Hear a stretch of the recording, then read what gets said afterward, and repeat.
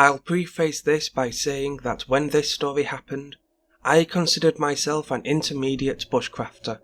I'd go off on trials with full confidence and spend days out in the wilderness with nothing but a pack of supplies, some tools, and a book. In June of 2018, I packed my bag, drove into the mountains, and set out for a 3-day trip. I spent the day before triple checking my pack, sharpening my axe and knife, and cleaning my gun.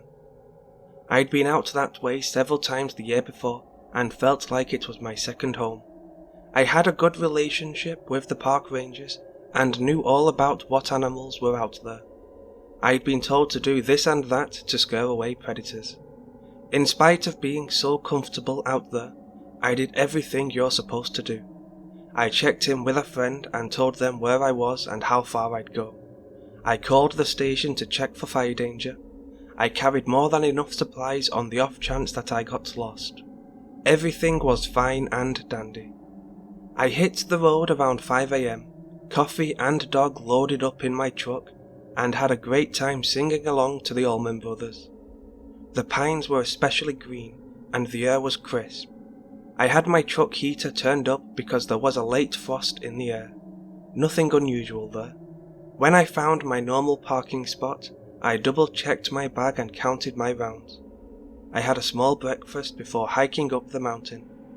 Important to note, I always zipped up my keys in my pack so they wouldn't fall out of my pocket while hiking. I was headed towards my secret spot about a mile off a main trail. The rangers, who I brought donuts to every once in a while, had tipped me off about an undocumented spring. The weather was clear but nippy. I didn't mind. I like it to be a bit cold. After about an hour of hiking, I was finally there. All uphill. You know how difficult it is to get up a rocky mountain.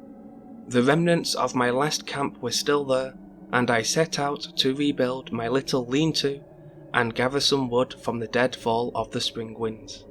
My afternoon was quiet. I smoked a bit from a pipe it whittled a year or so before, and read my favourite western for the zillionth time. I listened to the shallows and bluebirds sing, built a small fire, and just generally did woodsman things until dark. After I threw a log or two into the fire to keep it burning through the night, I settled in. There's nothing quite like the quiet of the forest and the crackling of wood to pull you to sleep. It was around 4 AM when I woke up to my dog whining. I know because I checked my watch to see if it was time to get breakfast going. As I tried to focus my sleepy eyes, I just had a feeling of wrongness.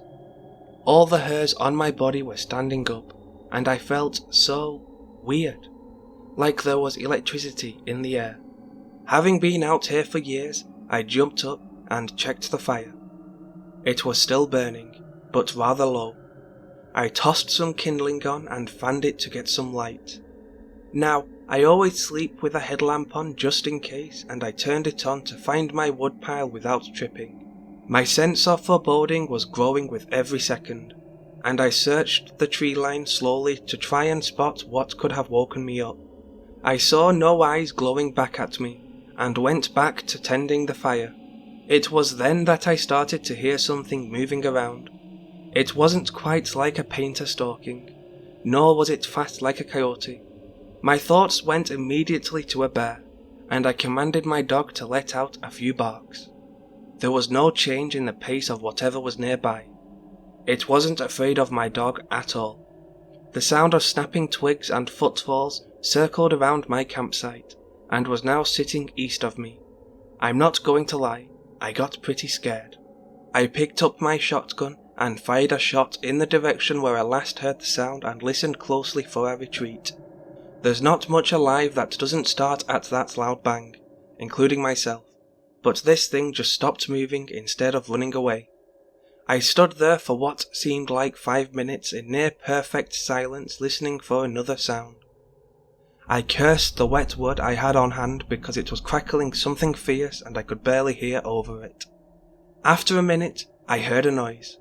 It was that same blundering sound of something pretty large and now coming from the south of me. Whatever it was, it hadn't picked up its pace at all. and was walking with a seemingly casual indifference. Fear took over. I can't even explain to you how wrong this whole situation felt. All sorts of thoughts went through my head. Could it be a desensitized bear? Maybe something else I'd never heard of. Then I hear it change direction. It was coming closer. I just panicked. I picked up my dog's tether and cut it clean with my knife. Holding tight to what was left of his leash, we took off at a jog in the direction of the trail.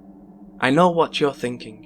Who runs off in the dark with nothing but a dog, a headlamp, and a gun? I'll tell you who. It's someone scared out of their mind.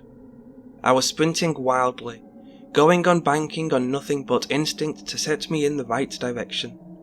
It was a while before I slowed down, for just a second, and listened over my shaky breath. I could hear nothing at all besides something pounding through the forest behind me. Whatever it was following me with speed.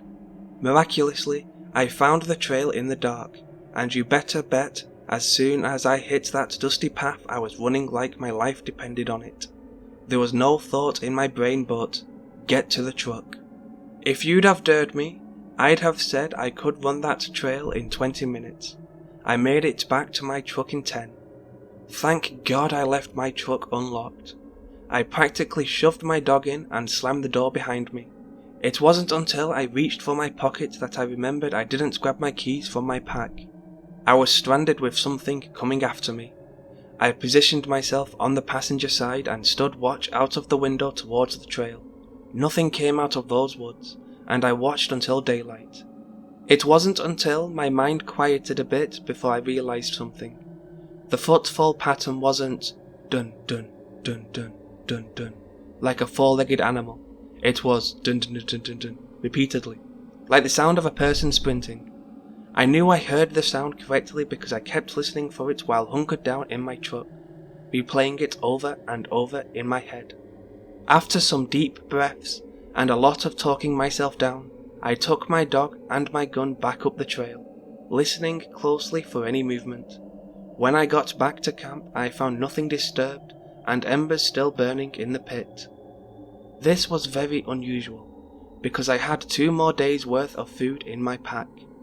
There's no way a wild animal wouldn't have gotten into my things. Whatever chased me down that trail wasn't a wild animal. I didn't go back into the mountains for 2 years because I was so scared of something so unafraid of fire and loud noises.